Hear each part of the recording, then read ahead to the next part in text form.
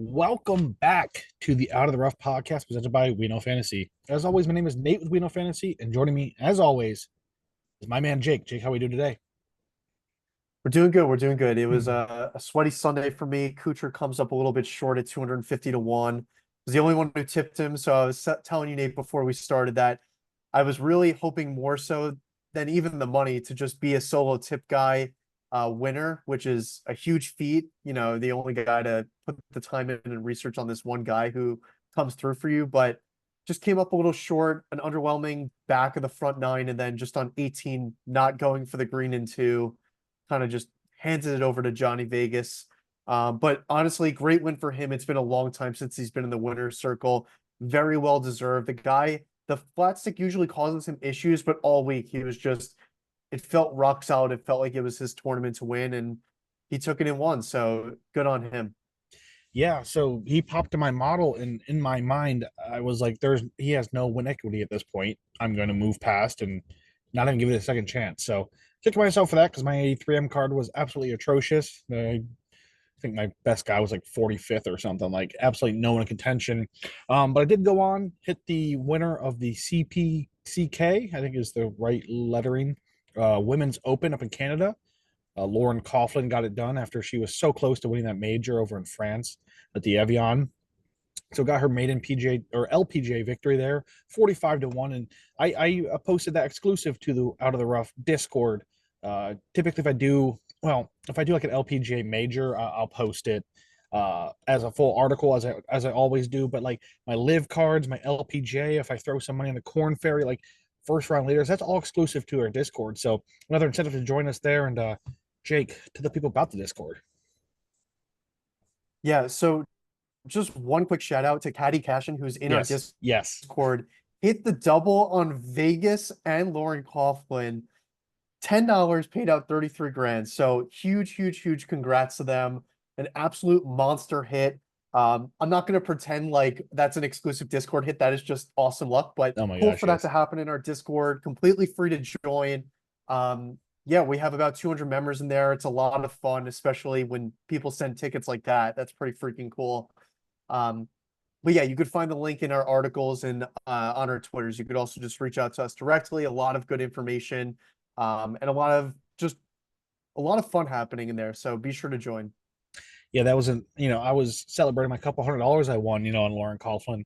And then he posted that $10 for $33,000. Like that's a hit of a lifetime right there, right? That's Yeah. that's a that's a big one. That's one you bring up to anyone and everyone that wants to talk about golf betting or sports betting in general. That's when you can retire on there. But kudos to him.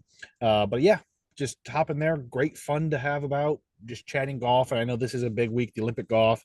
A lot of guys in there fired up about that. So, and that's what we'll talk about here shortly, Jake. But where can we find on social media? Yep. You can find me at DJ Freeman on Twitter. I've been reposting some stuff all week. Also, you can find my articles I post on there. Um, on the We Know Fantasy website, I post weekly articles for DFS and outright selections. Last week and this week is only outright selections, but usually it's DFS as well. So be sure to follow me there. Yeah, and be sure to follow myself, Nate, on Twitter at WKF Nate. Be sure to follow We Know Fantasy on all forms of social media at We Know Fantasy. Be sure to visit WeKnowFantasy.com for some more fantasy sports content. Fantasy baseball, basketball, football, NASCAR, golf, everything in between. We have you covered. That's where I post my full Out of the Rough golf betting article series, where I really go in depth each and every week about the DP Road Tour and PGA Tour, as well as LPGA majors. So check that out there. Of course, fantasy football right around the corner. A lot of content to come for that. And the We Know Fantasy Podcast Network, of course, we have the We Know Fantasy NASCAR podcast. Cody and Devin each and every week posting or talking about NASCAR, the track facts, excuse me, and betting cards along the way. So, Jake, let's move on here to the Olympics, right? We talk about this. We have four majors a season. We have, the Ryder Cup, the epitome of golf every other year. But the Olympics, every 4 years, right? And then you can chalk it up as a useless event, right? It's not much media. I mean, there's some world. I think there's a OWGR points up for grabs. I think in this, or something along those lines. But of course, the gold medal to claim for your country, the gold, the silver, the bronze, more so than say a pool of money or a new trophy for your mantle. it's Olympic gold medal. It's a big deal, right? How many people can say they're Olympic gold medalist? Of course, this is the third time returning golf, just the fifth time golf has been in the Olympics. I think the first two are like 1900, 1904, and then came back in Rio de Janeiro in 2016 with Justin Rose winning. Then, of course, Xander Schauffele took down the last plane in 2021 for the 2020 Olympics, right, because of the COVID pandemic over in Tokyo. But yeah, this year's Olympic golf tournament will take place at the Albatross course at the Le Golf National. And if that sounds familiar to you and you're a fan of golf, it should, because this is where the Cazoo Open de France is played every year since like 1991 or something like that, outside of 2 years. So it is a fixture that is seen often on the DP World Tour side of things, and it also hosted the 2018 Ryder Cup as well. So a very, very popular golf course. Um, Again, the men's golf is this week, Thursday through Sunday. The women take to the course Wednesday through Saturday next week. But yes, 60 golfer field represented by 32 different countries. Top 15 of the International Golf Federation IGF points. That's the first qualification mark. From there, the remaining spots to fill the 60-man field are based on the IGF point list, with no more than two golfers coming from one nation. The IGF also guarantees that at least one golfer from the host nation in each geographical region, including Africa, the Americas, Asia, Europe, and Oceania, make the field. The United States is the only country with more than two golfers in this week's field because of they've had multiple in the top 15 of the IGF. That's Scotty Scheffler, Collin Morikawa, Wyndham Clark, and Xander Schauffele, of course. So the only country to have more than two there. Of course, Scotty Scheffler headlines this week's field, world number one, most dominant golfer in the world right now, except Xander Schauffele is giving him a chase for his or run for that title with two major championships on the season, PGA, and of course, most recently the Open Championship, and of course, defending champion, Olympic gold medalist himself, Xander Schauffele, 2021 over, talking about it, Rory Sabatini and CT Pan took home the bronze way back in 2021. Yeah, Rory's not here. Rory Sabatini's not here this year, but CT Pan will be back to represent his country. We'll talk about that here shortly. Rory McIlroy, Ludwig Aberg, and Wyndham Clark round out the top five of the OWGR. Of course, Scotty and Xander, Matthew Pavon, Victor Perez will look to claim gold or a medal on home soil representing the host country, France. I mentioned it, Justin Rose won 2016 here in Rio de Janeiro. He is not here this week. With the qualifications, I mean, we have a loaded field, right? But with the short list of qualification and all of that, many of the world's best aren't here. The United States having only four golfers, you make an entire 60-man field out of just United States golfers, right? Patrick Cantlay, Bryson DeChambeau, Sahith Theegala, Russell Henley, Brian Harman, Max Homa, Tony Finau, Keegan Bradley, and Cameron Young are all within the top 25 of the OWGR, but don't qualify for this week's Olympics.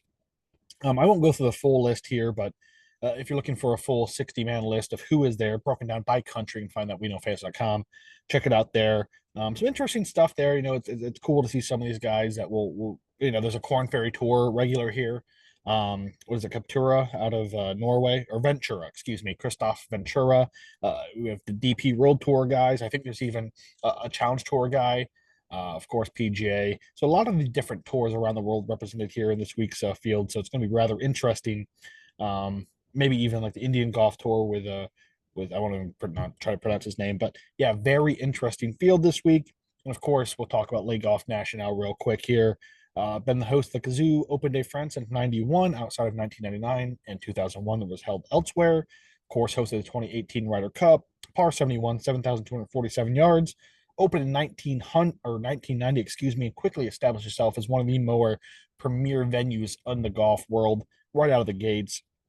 The track itself demands a extremely demanding test. I messed that all up, but yeah, it is a tough course nonetheless. Originally designed by Herbert Chesnow and Robert Van Haag, the course underwent some significant modifications prior to the 2016 edition of the Cazoo Open de France, of course, the Ryder Cup in 2018 looming. Le Golf National is a fairly exposed course that has a link-style feel to it. The fairways are average in width and feature undulations. Greens are bent grass and are average in size as well, and they play about 12 with a Stimpmeter. Water is in play on holes 1, 2, 13, 15, 16, 18. Finding the fairways here at Le Golf National is more important than bomb and gouging this week.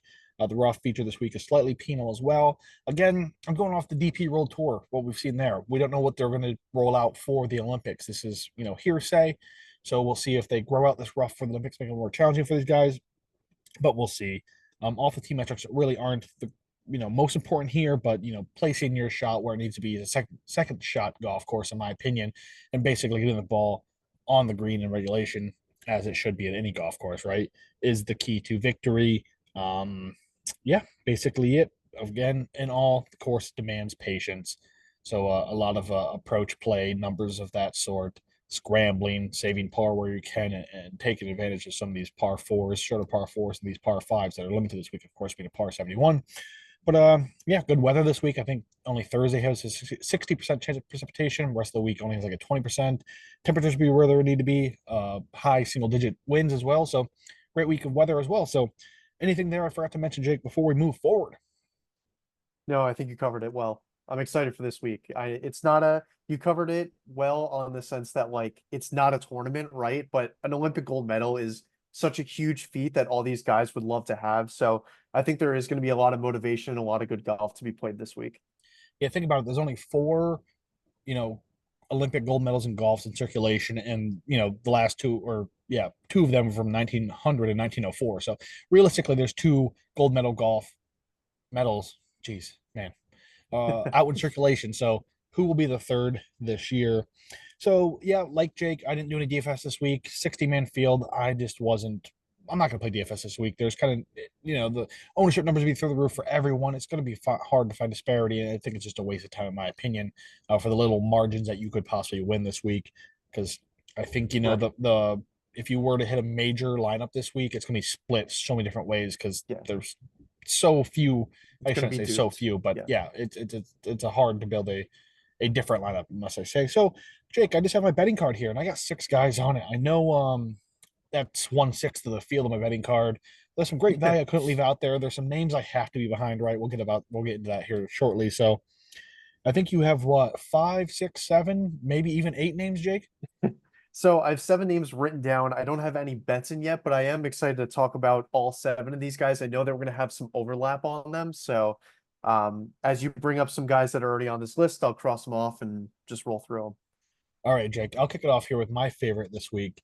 The guy I think is going to claim the gold medal, and that's Jon Rahm. 11-1 is where I grabbed him at. I'm playing a good amount on him in my standards, right?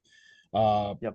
I just think this is one of those tournaments for Jon Rahm. Right? Like, Jon Rahm cares a lot about things. He cares about the state of golf in Spain.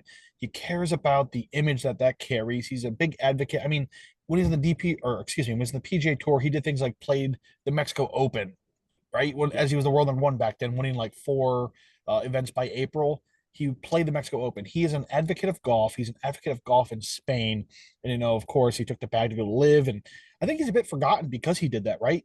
I mean, he Yep. he withdrew from the U.S. Open due to, what was it, like a toe injury or Yep. something like that, and then he bounced back with a good performance at the Open Championship T7. I mean, he was kind of in it. I think it was Saturday that really took him out. He kind of was just stagnant on Saturday. A better performance on Saturday. He could have been right there at the end with Xander, but he's also fresh off a victory last week at the Live Golf United Kingdom. He's got that taste of victory, his first win on the Live Tour. Part of that, 10th at Andalusia, third in Nashville as well. So played some great golf. So I think it's in great form, the perfect time for this. And, first on tour or first on Live, excuse me, green regulation percentage, eighth in scrambling, ninth in putting, 14th at driving accuracy. And again, just going off the fact that he's just forgotten. It wasn't that long ago where he started the season winning like four tournaments by April, doing like Scotty Scheffler esque numbers, not winning the status of the tournaments like Scotty Scheffler was, but Jon Rahm was winning tournaments left and right to start the season last year. He was, the PGA Tour is pretty much Scotty's Rahm, and Rory is a three-headed monster they were promoting, and he's still young, right? He's a Masters champion. He's won a lot. He's won a lot of big tournaments. I think he won the U.S. Open as well. Um, yeah, Jon Rahm, just I think the number is fair for him when you have Xander, Scotty, and Rory at such low numbers ahead of him. That 11-1, man, for someone like Jon Rahm, who could very easily take down either three of those names on any tournament on any given week. it was great value in my opinion because I'm not going to play as much as I love to play like Xander at what like 5 to 1. Yeah. What is that? I think Rory's like 7.5 to 1, and of course Scotty's like 3 to 1. So great value, a guy in great form, and a world class golfer. What could go wrong, right? Yep, that was the first name on my list, so I'm glad we started off with some overlap. It kind of seems like there's tiers in this betting market, right? Like there's the first five names of Scotty, Xander, Rory, Rahm, and Morikawa Mm-hmm. that are all 11 to 1 and below. And then it's a jump to like the 20s. So there's no like mid-teen Mm-hmm. golfer. And in that set, like you said, I'm going to talk about the other guy in this range, but out of those five, I'm going to take the people at the highest odds because I still think they have win equity against the others. So we just talked about Rahm, and I'm going to talk about Morikawa at 12 to 1 because I think that's also a fair number on a golfer who has been playing some awesome golf on the PGA Tour, and the win has just kind of eluded him during the main part of the season. He has a win during the swing season at the Zozo, but outside of that, he was just teetering top fives, top tens, and it just seemed like he's gaining across the board. He's playing some awesome golf, and he just can't get across the finish line on a Sunday. But this course profiles perfectly for Morikawa in the sense that he's going to be in the fairway, he's going to have his iron shots in, and he's going to be putting well. So, with how his game has been playing all season long, I think that this is where he can get over the finish line and win. And at 12 to 1, similar to Rahm at 11 to 1, I think those two players are probably where you want to start your card. If you're gonna throw a single bullet on Yes. the top three guys, then go for it. But in order to have room for some longer shots on your card, you kind of have to go with Rahm and Morikawa if you want to play this range at all. Yeah, you make a very fair point there with the lack of, typically I like to build my card starting with someone like 16, 17, 18, just because there's enough meat on the bone there to justify it. There is not that. Right. These odds are shortened because there's 60 men in the field, right? There's not 150 guys, that could possibly win this golf tournament. So we're starting here at 11s, the 12s, and you're still getting a great number in 60-man field for a John Rahm, a Collin Morikawa, top five guys in the world, right? That could easily take down the Scotty Schefflers, the Xander Schauffele's, and the Rory McIlroy's the world, even though I don't think Rory needs to be mentioned in those guys' names much longer. But yeah, fair point there. And yeah, I'm excited about John Rahm this week, and I really think that this could be the week that he gets it done as well. But yeah, some overlap there. Jake, who's your next guy? Well, I guess you talked about two guys, so I guess it's my turn, right? We'll Yep. move So on the here. one after that, oh yeah. Yep. I'm getting ahead of myself. So my next guy should come to no surprise to anyone. It's Tom Kim. Thomas Kim, as he is known. Actually, he's not. But yeah, Tom Kim, 25 to 1's where I got him. And that's just because I had a free play on MGM. Threw it all on Tom Kim. Tom Kim really excites me this week. Last year, he out of nowhere, not even really ever playing the DP World Tour, he went and played the Kazoo Open de France last year because it hasn't come out that this is the reason why, but it is the host event of the Olympics. And there is an over or underlying motive for someone like Tom Kim to come out here and compete like this is a major or something like that for him because a victory here, I think it's a medal even, will exempt him from a mandated military sentence of 18 months by the time he turns 35. All South Korean men have this thing, right? This overlying demand for military service. And we've seen like the likes of I think Sun Jae Im and Siwoo Kim. They were part of the Asian They won a Games team event. winners, so they have their exemption for that. Tom Hmm. Kim is not part of that. So Tom Kim still doesn't have his exemption to for this military service. So again, long story short is a medal here, especially a gold medal, would exempt him from mandatory service. And we see a lot of the big name Korean athletes going through this. The Min Young Sun of the Premier League, same thing. He won a Yeah. title somewhere. I think it was maybe South Korea Asian Games. Anyways, he won a title somewhere and exempted him. So winning on the PGA Tour itself is not going to exempt Tom Kim from doing this. It's got to be like for his country. So he was here last year in with a T6 even or T7 at the Kazoo Open de France. Never played the DP World Tour before, just out of the blue playing, right? So there was that. So people, assume that he was preparing for this year, rightfully so. And it's not like Tom Kim doesn't line up here. What do we talk about? You need Some accuracy off the tee, Tom Kim has that. Good approach play, Tom Kim has that. He can spike with the putter. Green regulations. Tom Kim is a world-class golfer. There's no way around that. 30-1, a great number for Tom Kim, like someone like Tom Kim. 25, maybe we're getting a little short, but again, free play for me. That's the only reason I'm on him at 25. I would be a 130 elsewhere, but I placed all my free play on Tom Kim because I wanted a big number next to him. But yeah, I mean, there's a lot of underlying motives for someone like Tom Kim to come out here and go guns a blazing and get the job done. So, on top of being my favorite player in the world, top of all of that, being a great golfer, I mean, it seems like it's a perfect Tom Kim week. Yeah, that's another name on my list. So even more overlap. But what I like about Tom Kim from his last start here, he's put a lot of distance on his He driver and has he's maintained the accuracy that he has. So I think that's going to play even more into his hand. I know the putter's kind of cooled off since we've seen him last year. Like we saw him nuking, +2 with the putter every single, not every single week, but like +2 with the putter each round multiple tournaments last year, and this year it's been kind of +1 or around even. So he still is a good putter. I believe on tour this season he is ranked he's like 97. So 98, I somewhere guess a down there. little Yeah, crummy. Yeah. So, but everything else is about average. And you know what? I just it's a gut shot play, right? He played well here last year. He's added distance and he has the motive that I'd argue he's probably the most motivated to win out of anybody in this field just to get out of that military exemption.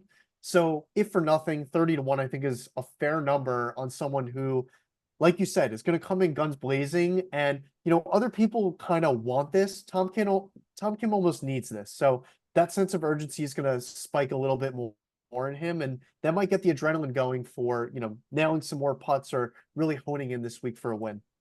yeah. You mentioned about his driving distance. I mean, so Scotty Scheffler's driving or ball speed off the driver is like 176, and Tom Kim's is like 174. So he's not far behind Scotty Scheffler, right? And the world number one. So he's worked a lot to get that distance because that was a big knock for Tom Kim. He can't compete at half the golf courses because there's a significant lack of distance to compete. So he has worked on that significantly. So it is hopefully it just comes down to the putter and he gets a hot putter this week to get that done. Um, but yeah, so I guess you've gone through three guys. I've gone through two. So I'll roll my next guy here, Jake, with Hideki Matsuyama, 40-1. More so than anything, a good number, right? A 60-man field, you're seeing Matsuyama with a 40 next to it. I'm taking it every day of the week. I mean, again, fits this golf course to a T. No, Matsuyama can get a little wild off the tee with the accuracy, but I mean, we talk about this all so often, right, Jake? When he's on, there's no better approach player in the world than Matsuyama. And again, the putter's a downfall, but when he's also on, there's no need for a putter. The tour's best around the green player as well, scrambling fantastic. In some good form as well too. I mean, not the greatest form because T66 the Open, miscut Genesis Scottish Open, of course. Okay, coming overseas, blah blah blah. Prior to that though, what was it? A sixth place finish U.S. Open, T8 Memorial. So he's got some very good performances in some big tournaments as of late. Yeah, it just seems like Matsuyama is also one of those golfers that when people are out on Matsuyama, it's when he pops. He's got a miscut Genesis, a Yeah. poor performance at the Open. Everyone's like, okay, not good for him. Then all of a sudden, he just comes out and has one of those insane rounds like he did way back at the Genesis early this year and just blew the field out of the water because his approach play was so good that no one could even sniff what he was doing. So I just more so Matsuyama, a fantastic number for someone of his caliber at 40-1 at 60-man field to start there. But again, it's still Masters champion Hideki Matsuyama, one of the best approach players in the world, and the current around the green, leader on the PGA Tour. Yeah, I can't fault you for that. I think 40 is a great number. And he was also in that like 7-man playoff for a bronze medal the last time at the Olympics, where CT Pan took down a bunch of big names, which was just ridiculous to start. But Matsuyama was in that. So he had he finished T4 in the last Olympics. If you look at his chart on PGAtour.com, it's honestly hilarious because he's like top 30 in everything. And then you get to the putting and it's 135th. So Yeah. but like you said, that means absolutely nothing because when the approach play is on, he's making 3-foot putts. And we've seen him do this year in, year out, multiple times a year. He does it like the Genesis. every single approach shot, you didn't even worry. It was just up within, oh, a 4-footer, a 2.5-footer. You don't need to be a good putter to make those. So 40 to 1, I think, is a great number. So I don't think that number is still around, or else I would endorse it. But yeah, totally. I like that play a lot. But going to my next play here, a little bit shorter in the odds. It's going to be Niemann at 25 to 1. Yep. I just thought the number was interesting and was worthy of bringing up. Playing some really good golf on Live Tour, finished T2 last week at in the UK. He's won 3 times in his last 25 starts, including at the ISPS Honda Australian Open. So on the DP World Tour, he's a really long driver of the golf ball. Could be super elite with approach, and he can spike with the putter. What scares me a little bit is the driving accuracy, but he's gained in his last 2 off the tee in accuracy. So that is something that I like to see. He also finished top 10 in the Olympics last time around. So obviously very different golfer 4 years ago, but here we are. I think he's still playing some worthy golf, and I think 25 to 1 is a fair number to talk about. Yeah, he popped in my model for sure. And when I build my card, I like to keep it like one golfer per tier. In a sense of like we talked about, like the 12 to 18 tier. Then you have your 20, say 20 to 30. Then from there, whatever I'm trying to say here, I really like Neiman this week. I really think he can win this golf tournament. He's playing some good golf. Everything checks out for someone like him. Again, the accuracy can be a bit of a worrisome, but I don't think it's the like end all here. You want to be in the fairway, of course. Any golf course, you want to be in the fairway. And again, we don't know what they're going to do with this rough here for the Olympics, if they're going to make it more penal than we've seen on the DP World Tour, things like that. So it could be more worrisome than what we are led to believe because we just don't know. Do love that number, do love that name, and I just don't know if I could, have that many live guys in my card. I already had John Rahm, so we'll see. We'll see about that. Yep. So I'll just roll next in my next guy, and it's Sepp Straka at 55 to 1. Another good number, in my opinion. Uh, Not the best of form again, right? He placed T22 at the Open and missed the cut of the Genesis Scottish Open. However, it wasn't that long ago since he was on an insane run of form that I may have even overlooked myself. In 9 events, he placed top 16 in 7 of them and top 5 in 3 of them. Placed T5 Memorial, T5 Charles Schwab, T8 Wells Fargo, T5 RPC Heritage, T16 Masters, and T16 Players Championship. So an insane run of form there.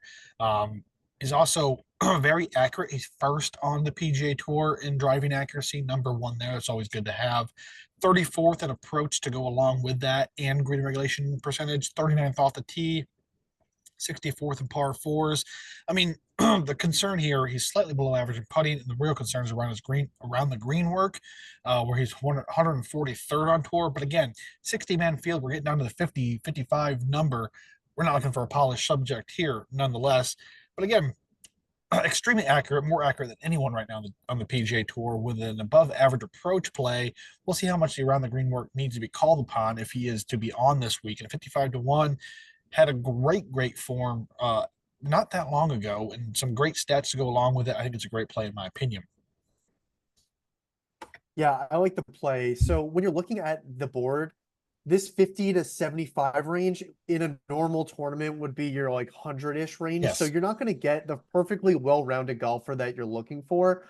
But like you said, Sepp Straka, incredible off the tee and a great approach player. So you're getting 2 really strong aspects of the game there. If he can get any sort of the short game to click, I think he certainly is live to win this week. And I think 50 is a more than fair number on him. There we go. We got next here, Jake. All right, so my next play here is going to be Corey Connors at 35 to 1. Just playing some absolutely incredible golf and a super similar profile to Straka in the sense that he's going to be in the fairway and his approach is incredibly elite. Like his numbers recently, if you compare them to Scotty, right, absolutely insane with the iron play. What I like the best about this, when you think of Corey Connors, you're like, the short game is where he kind of lacks. Over the past like 2 months, he's been very competent putting and around the green. He's been spiking more so with one and then the other, not necessarily in the same round. He hasn't put it together.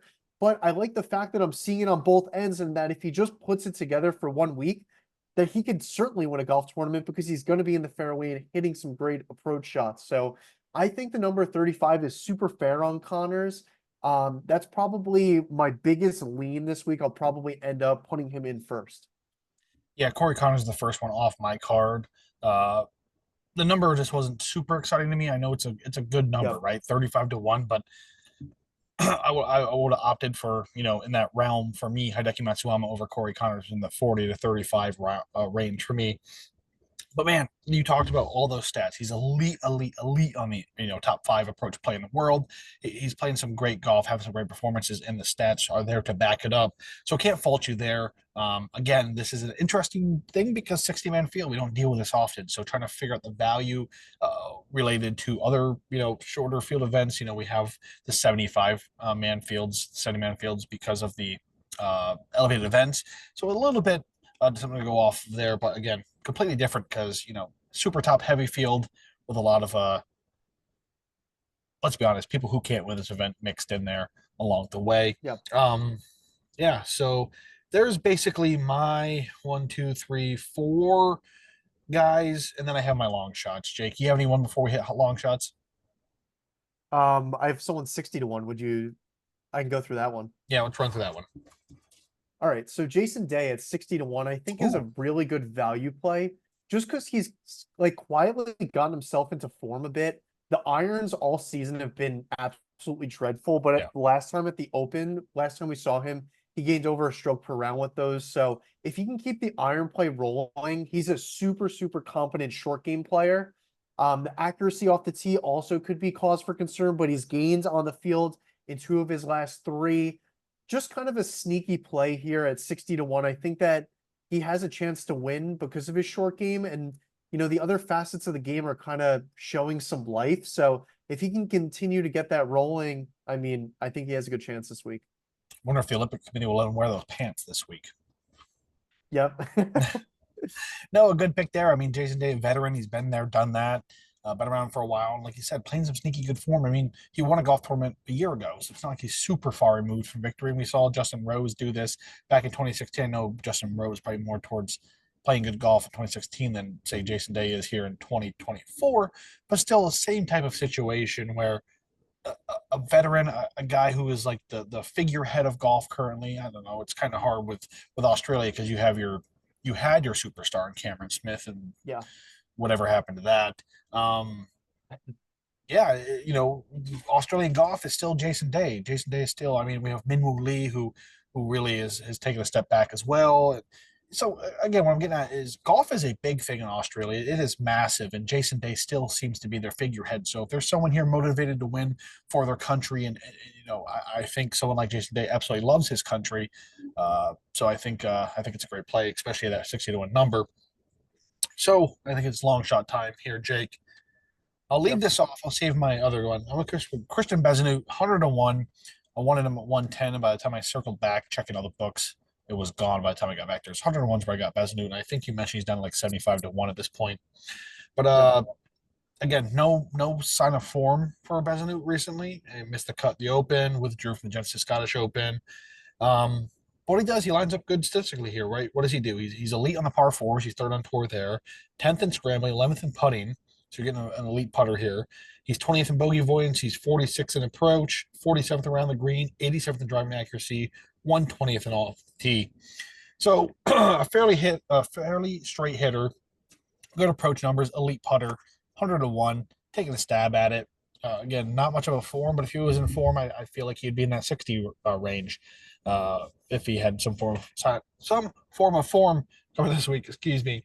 100-1 for a guy like Christian Bezzanu in this field. Really just a value play in my opinion, but stats do match up rather well.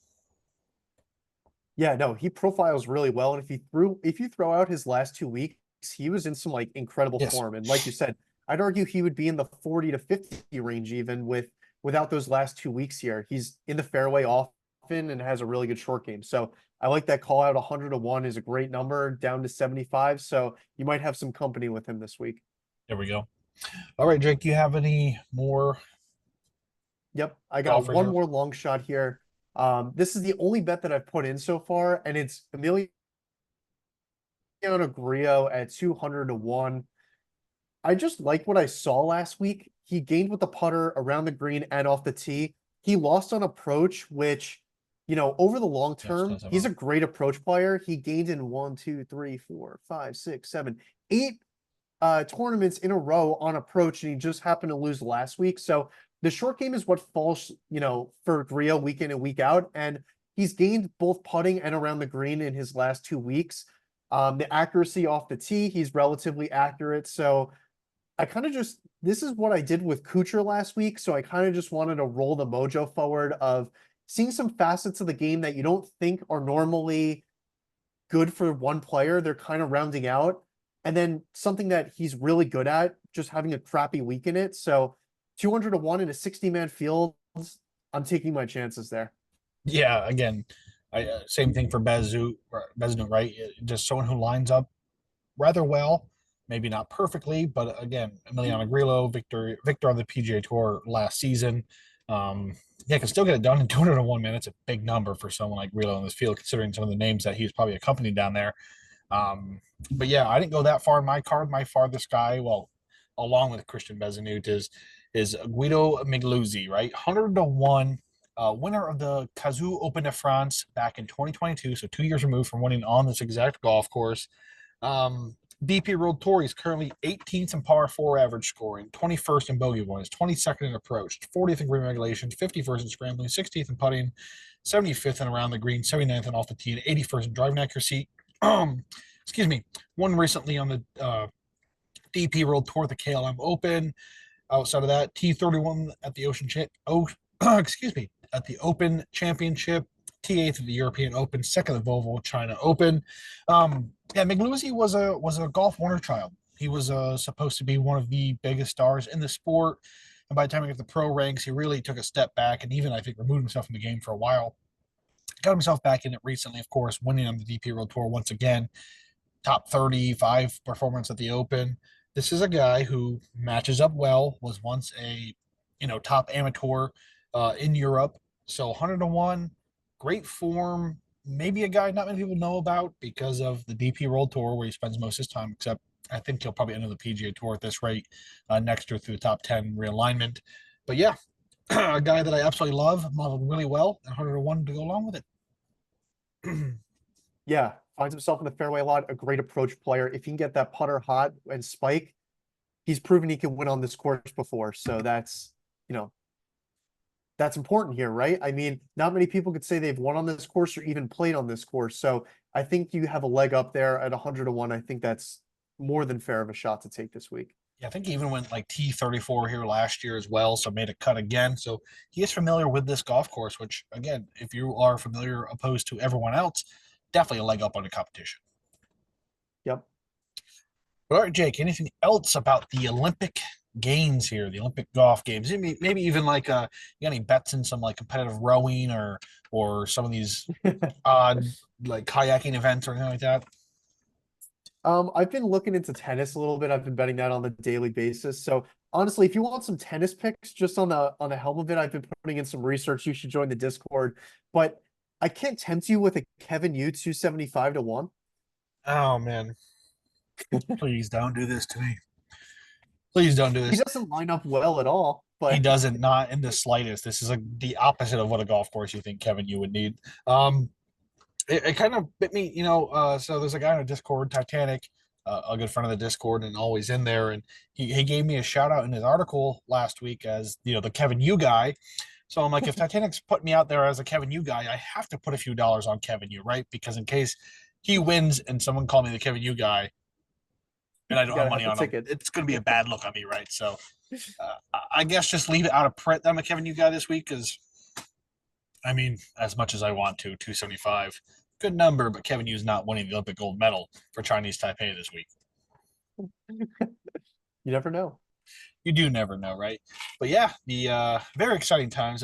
This is something different than what we're used to with the grind of the PGA and the DP World Tour seasons, major seasons behind us, but something definitely unique, and it's gonna be super fun. I'm super excited for it. Yeah, I think it starts like 3 a.m. our time, Jake. So Yeah, I'll have to catch it, when I do wake on up. the flip. Yeah, Yeah. or we'll see if there's any sun. Like, most of the time I'm watching.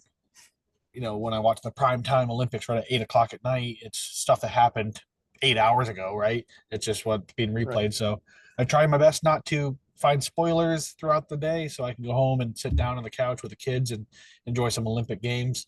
The swimming, the track and field, I'm a big track and field guy. So I don't know if I'll dabble in betting on track and field. I think it's a rather hard sport to bet on. But yeah, really just golf for me for the Olympics in betting terms. I've been on TikTok a few times, and there was this like weird. I shouldn't say weird because it's Olympic sport. Some kayaking, but it's not like kayaking. It was like in a man-made with obstacles and things like that. And some lady was talking about this young up and comer. So I placed a few dollars on her. I don't know if she's. I don't think she's gone through her thing yet. This is like a week ago. I don't even remember her name. But things like that, just super cool stuff like that. And if Down you the are rabbit hole. if you are a fan of a niche sport in the Olympics and you have some inside information, hop our Discord, let us know who we should place a few dollars on to make some back and have some fun along the way.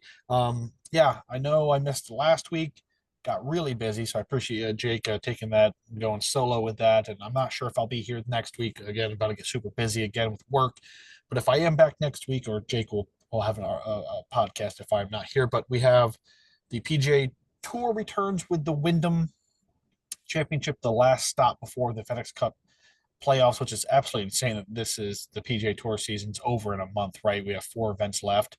So that's insane. And then, of course, if you do dabble into it, I know I will, the Women's Olympics as well. For golf is, what is it, Wednesday through Saturday, I think. So I think we're moved up a day than what they typically are. So, yeah, fresh off the Lauren Coughlin hit, got like itching to get back in the women's side of things.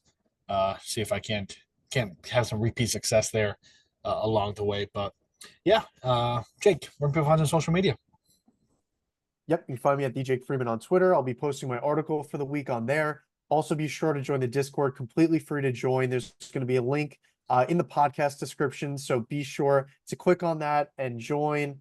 Completely free, a lot of good information in there, a lot of fun to be had in there too. So definitely take a look at it, check it out, be as active or not active in there as you'd like. Just a good community that we have built up there of 200 members. Yes, and I want to give a shout out to Ben Swole, who took down the out of the rough one and done majors, right? So he has claimed that victory. Again, we don't know exactly what your prize is going to be, but we'll get that situated before the end of the season. We'll sort it out. We'll get it sorted. But yes, one of the 3 categories has been claimed. Of course, we have the overall and the signature / elevated event to go with 2 more. I think the FedEx St. Jude and the BMW are technically elevated events yet to come. So yeah, there's still a lot of one and done to be played. So make sure to fill that out each and every week. I know I haven't been tagging people, but again, super busy. So I feel at this point in the season, if you're still playing the one and done, you are, seeking it out and putting it in there. I don't think you need a reminder to tag. I didn't tag even last week. We still had 30 some participants. So do appreciate that. But yeah, you'll find myself, Nate, on Twitter at WKF Nate. Be sure to follow We Know Fantasy on all forms of social media at We Know Fantasy. And until next time, guys, we'll see you.